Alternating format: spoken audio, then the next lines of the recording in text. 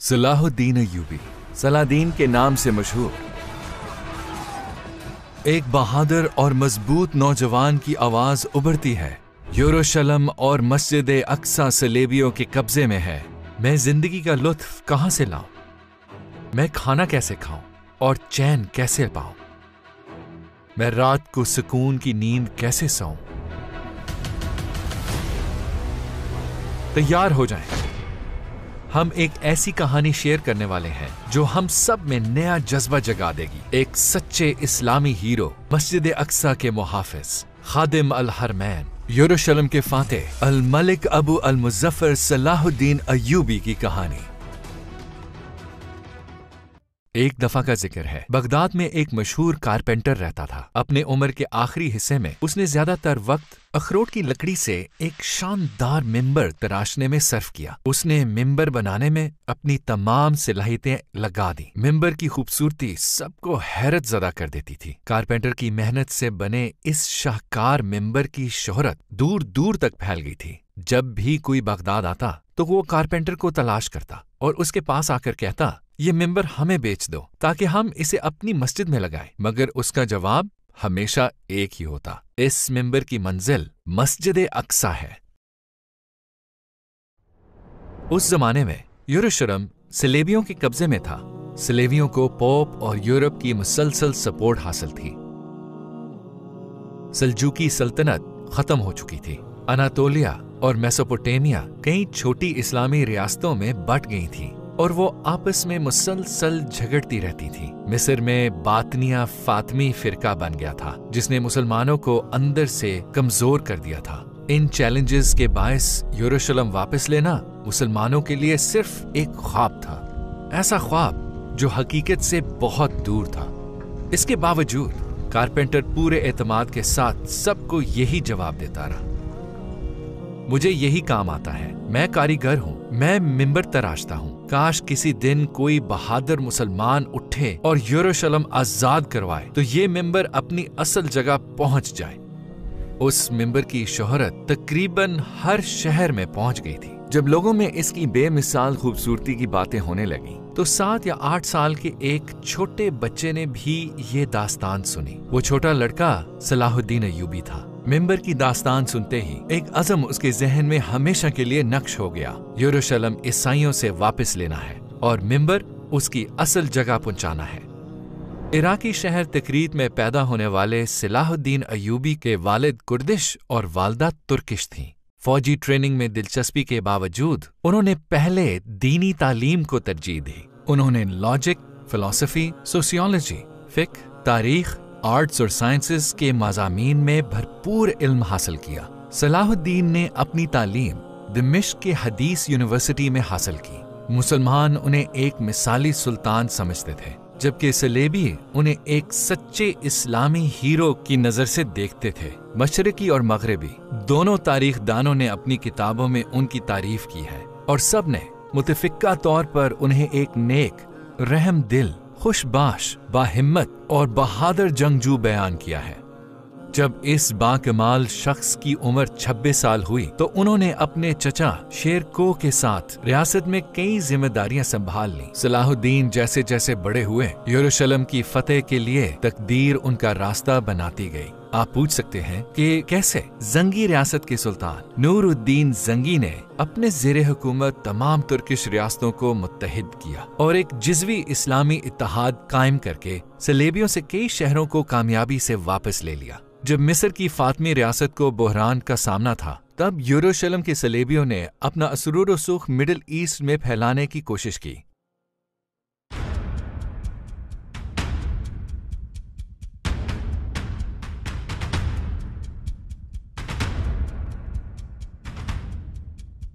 सलेबियों ने 1168 में काहिरा का घेराव कर लिया। सुल्तान नूरुद्दीन जंगी ने भी अपनी नजरें मिस्र पर जमा ली, क्योंकि मिस्र का कंट्रोल पाने का मतलब अपने दुश्मन पर जंगी बर्तरी हासिल करना थी।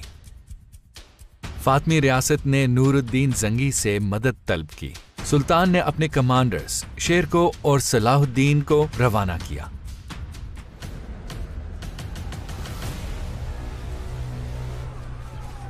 और शेरको ने पूरे मिस्र को सलेबियों से पाक कर दिया। इन कामयाबियों के बायस शेरको को मिस्र का वजीर मुकर्रर कर दिया गया, लेकिन ओहदा संभालने के कुछ ही अरसे बाद उनकी वफात हो गई।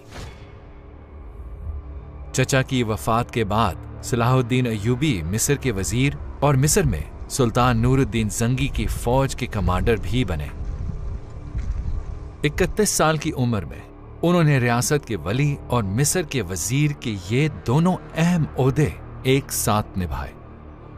सलाहुद्दीन ने मिस्र का कंट्रोल पाने के बाद अपनी और तुर्की के खिलाफ मुजाहमत करने वालों यानी फातिमी और उनके साथ देने वाले सलेबियों और बाज़ंतीनियों का मुकाबला शुरू किया।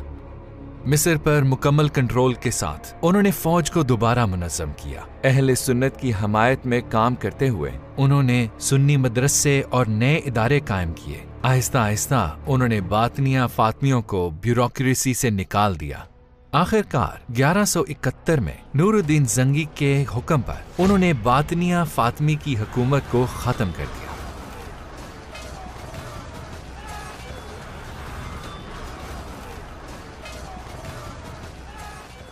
उस दौरान उन्हें एक इंतहाई गमनाक खबर मिली। सुल्तान नूरुद्दीन जंगी वफात पा गए थे। एक तरफ वो रियासत के इत्तेहाद और सुल्तान की कायम करदा इस्लामी रियासतों की हम आहंगी के तहफ़्फ़ुज़ के लिए कोशां थे, जबकि दूसरी तरफ उन्हें सलेबियों का भी सामना था। उस जमाने के हर इस्लामी कमांडर की तरह सलाहुद्दीन अय्यूबी की 3 आरज़ुएं थीं। मुसलमानों का इत्तेहाद महफूज रखना, यरूशलेम को वापस लेना और कस्तंतुनिया या इस्तंबुल को फतह करना। इस्लामी रियासतों का इत्तेहाद कामयाब जंगों और सलेबियों के खिलाफ जिद्दोजहद से मजबूत हो गया था। अगला मकसद यरूशलेम को वापस लेना था। काजी बहाउद्दीन इब्न शद्दाद यरूशलेम के लिए सलाहुद्दीन अय्यूबी की मोहब्बत और उमंग को इन अल्फाज में बयान करते हैं। यरूशलेम के लिए उनके गम और दुख का बोझ इतना ज्यादा था जिसे पहाड़ भी ना उठा पाते। यूं महसूस होता जैसे कोई माँ अपने खोए हुए बच्चे के लिए गमज़दा हो। वो अपने घोड़े पर सवार होकर निकलते और मुसलमानों को यरूशलेम की आज़ादी की खातिर जिहाद के लिए बुलाते। वो मजमा से खिताब करते और पुकार कर कहते, ऐ मुसलमानों, इस्लाम की खातिर, इस्लाम के लिए। गम के आंसू हमेशा उनकी आंखों में होते, क्योंकि यरूशलेम सलेबियों के कब्जे में था। वो कहा करते, जब तक यरूशलेम और मस्जिद अल अक्सा सलेबियों के कंट्रोल में है, मैं कैसे मुस्कुराऊं, मैं कैसे इत्मीनान पाऊं, और मैं खाना कैसे खाऊं, और रात को चैन की नींद कैसे सोऊं। सलाहुद्दीन अय्यूबी यरूशलेम वापस लेने के लिए पुरअज़म थे, लेकिन यरूशलेम फतह करने से पहले सूरत हाल का बगौर जायजा लेना जरूरी था। उन्होंने महारत से कई गैर मुनज़्ज़म फोर्सेस को जमा और मुनज़्ज़म करके ताकत का तवाज़ुन अपने हक में बदला।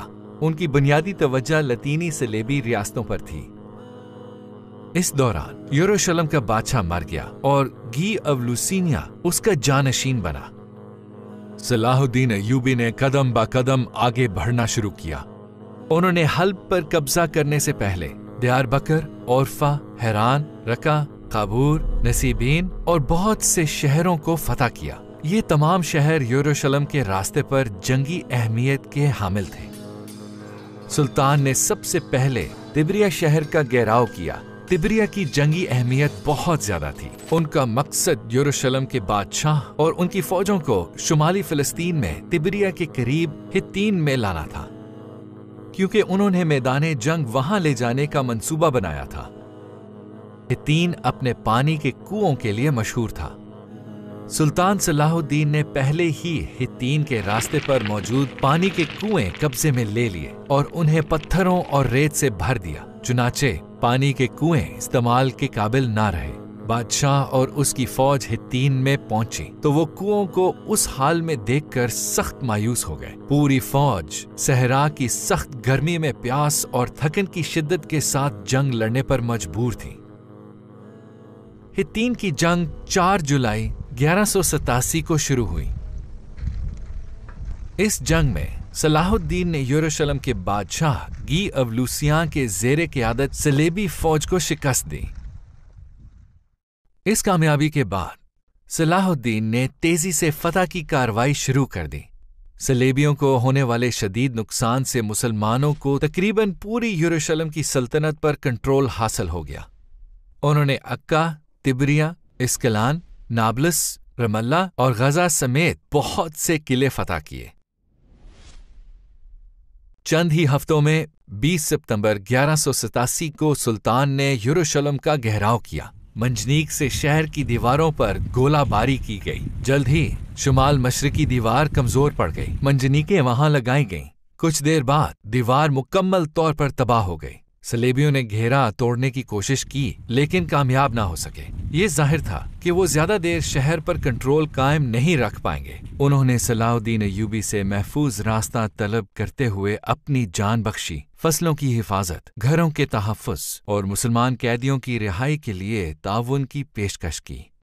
सुल्तान सलाहुद्दीन ने इन शराइत को कबूल किया क्योंकि वो मुसलमान कैदियों का तहफ़्फ़ुज़ यकीनी बनाना और जंग को तूल देकर मजीद हलाकतों से बचाना चाहते थे। आखिरकार वाक़े महराज के मुक़द्दस मौके पर 27 रजब 832 हिजरी बामुताबिक 2 अक्टूबर 1177 को जुमादुल मुबारक के दिन यरूशलेम वापस ले लिया गया।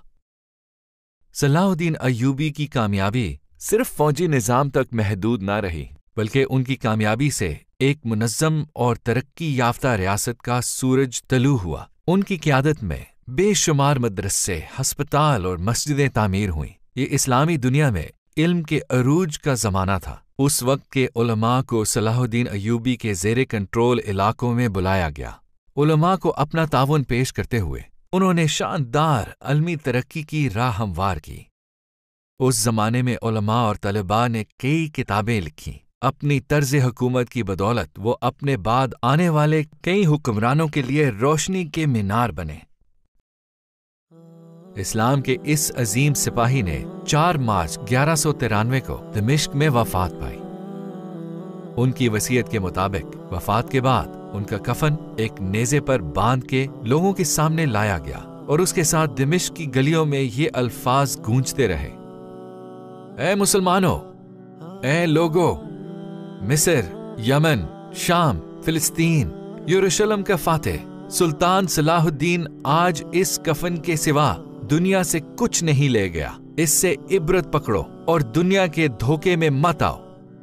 उनकी जिंदगी का एक मकसद था और उस मकसद ने उन्हें जिंदा रखा। उन्होंने बताया कि एक मुसलमान की जिंदगी का मकसद कैसा होना चाहिए। उनके सीने में धड़कता दिल अल्लाह की मोहब्बत से सरशार, दुनिया में इंसाफ के क़याम का तलबगार और इस्लाम के हुस्न को नाआशना लोगों तक पहुंचाने का आरज़ूमंद था।